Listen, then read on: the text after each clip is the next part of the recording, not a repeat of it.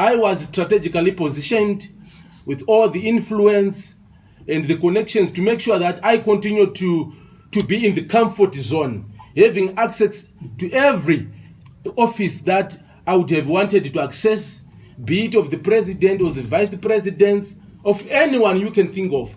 I had access. And no one could have stopped me from also joining the bandwagon of looting and accumulating wealth at the expense of the people and at the expense of those we are supposed to lead.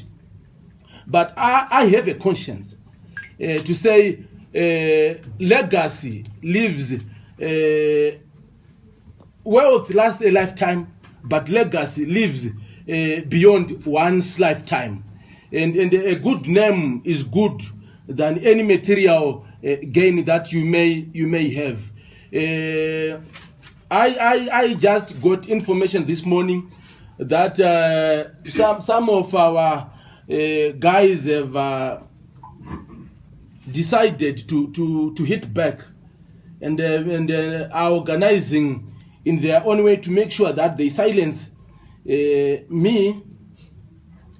There have been efforts, especially yesterday, to make sure that I go on mute, I conform to what's happening, I join the choir of the praise singers.